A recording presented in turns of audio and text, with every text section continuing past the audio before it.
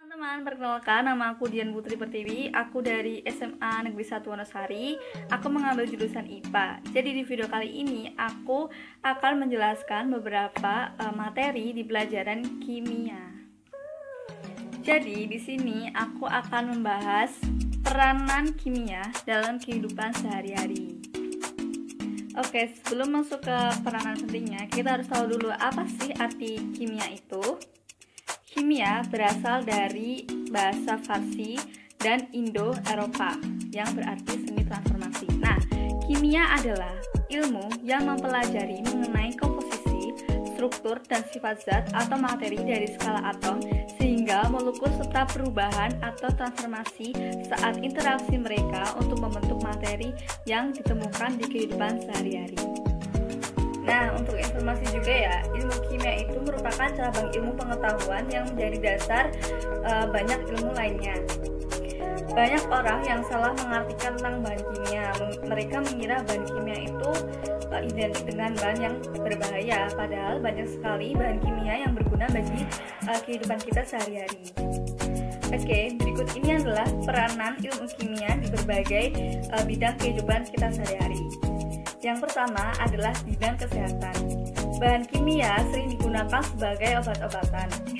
Obat dibuat berdasarkan hasil penelitian terhadap proses dan reaksi kimia bahan-bahan yang berkhasiat secara medis terhadap suatu penyakit. Hal ini dipelajari dalam cabang ilmu farmasi. Contohnya alkohol yang digunakan dalam proses pelarutan obat dan sebagai penetril alat-alat kedokteran. 2. Bidang pertanian. Petani menggunakan pupuk untuk meningkatkan kesuburan tanah dan memberi nutrisi yang diperlukan tanaman. Adapun untuk menanggulangi hama dan penyakit tanaman yang lainnya. Nah, untuk menanggulangi hama dan mencegah penyakit tanaman itu digunakan yang namanya pestisida. Yang ketiga, bidang industri.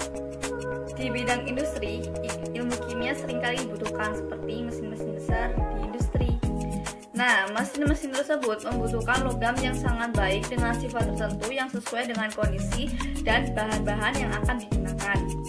Contohnya, semen, kayu, cat, pipa, dan beton dihasilkan melalui riset yang berdasarkan ilmu kimia. Kain sintetis yang kalian gunakan itu juga merupakan hasil penerapan ilmu kimia loh. Yang keempat, bidang biologi. Proses kimia tidak berlangsung secara di luar ya, proses kimia juga berlangsung di tubuh makhluk hidup juga loh. Contohnya, proses pencernaan makanan, proses pernafasan, metabolisme, dan fotosintesis. Untuk mempelajari hal tersebut diperlukan pengetahuan struktur dan sifat senyawa, seperti karbohidrat, lemak, enzim, dan vitamin. Yang kelima, bidang arkeologi. Penentuan usia fosil yang dilakukan saat ini juga merupakan penerapan ilmu kimia. Yang keenam, bidang hukum. Pemeriksaan alat bukti kriminalitas dilakukan oleh tim forensik itu menggunakan ilmu kimia di dalamnya. Contohnya, rambut manusia dan darah itu digunakan sebagai struktur DNA ya. Dari penjelasan aku yang di atas tadi jelaskan bahwa ilmu kimia itu banyak sekali peranannya.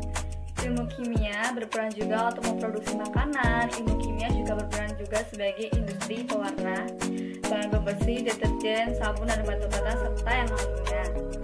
Berperannya ilmu kimia dalam berbagai bidang merupakan perwujudan dari hasil penelitian yang terus dilakukan oleh para ahli peneliti untuk menghasilkan bahan atau barang yang lebih baik dan berguna. Namun jangan salah menggunakan bahan kimia ya, karena ada beberapa bahan kimia yang sangat berbahaya. Nah teman-teman, dari penjelasan aku bahwa peranan kimia di kehidupan kita sehari-hari itu sangat banyak. Dari hal tersebut kita dapat menyimpulkan bahwa kimia itu tidak hanya bahan yang berbahaya saja ya, karena banyak sekali bahan-bahan yang sangat berguna bagi kehidupan kita sehari-hari dan sangat membantu kita banget kan. Tapi kita harus hati-hati juga ya teman-teman, karena bahan kimia itu ada yang beracun, ada yang mudah terbakar, terus ada yang dapat merusak lingkungan kita. Jadi kita harus pilih-pilih bahan kimia dengan benar. Oke teman-teman, untuk selanjutnya aku akan bahas tentang keselamatan kerja di laboratorium. Sebelum kita masuk ke keselamatan kerjanya, kita harus tahu apa sih arti laboratorium itu. Laboratorium adalah suatu tempat bagi seorang praktikan untuk melakukan percobaan. Praktikan itu orang yang melakukan percobaan ya. Jadi laboratorium itu tempat untuk uji coba. Nah, kita juga harus tahu nih beberapa alat-alat di laboratorium seperti gelas ukur, tabung reaksi, penjepit tabung reaksi, pipet tetes, pipet kodok, dan masih banyak bahan-bahan yang lainnya. Dan kita harus mengetahui beberapa fungsi dari bahan tersebut ya. Jangan sampai kita salah menggunakan. Nah, di sini ada bahan kimia. Jenis bahan kimia menurut sifatnya itu ada yang mudah terbakar, dapat merusak lingkungan, beracun, korosif, menyebabkan iritasi, dan masih banyak yang lainnya. Nah, persiapan kerja di laboratorium yang pertama itu kita harus menggunakan baju atau jas khusus laboratorium. Kita harus menggunakan kacamata, sarung tangan, dan sepatu yang tertutup. Nah, buat wanita yang rambutnya panjang itu dianjurkan untuk diikat ya. Dan untuk informasi juga bahwa di laboratorium itu dilarang makan, dilarang minum, dan dilarang merokok karena laboratorium kan banyak banget itu barang-barang yang bahan-bahan yang sangat berbahaya. Jadi takutnya terjadi apa-apa artinya kalau kita melanggar larangan itu. Nah, sebelum melakukan uji coba juga kita disarankan bahwa meja untuk uji cobanya itu dibersihkan dulu ya teman-teman, dan kita harus mencuci tangan dengan sabun.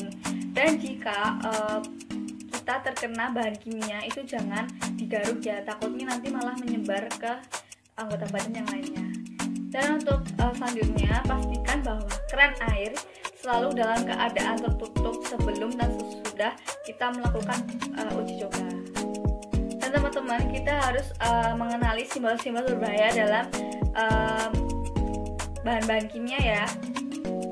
Oke teman-teman, segitu dulu yang dapat aku jelasin tentang beberapa materi di pelajaran kimia, dari peranan penting bahan kimia bagi kehidupan kita sehari-hari sampai ke keselamatan kerja di laboratorium. Semoga teman-teman paham. Tetap jaga kesehatan ya teman-teman, karena ini tuh pandemi COVID-19, jadi kita harus tetap sehat, dan jangan lupa untuk selalu belajar karena kita belajarnya daring. Jadi kadang-kadang banyak banget yang nggak paham, apalagi aku juga pernah mengalami. Jadi kita harus rajin belajar dan jangan lupa untuk selalu berdoa. Oke teman-teman, terima kasih.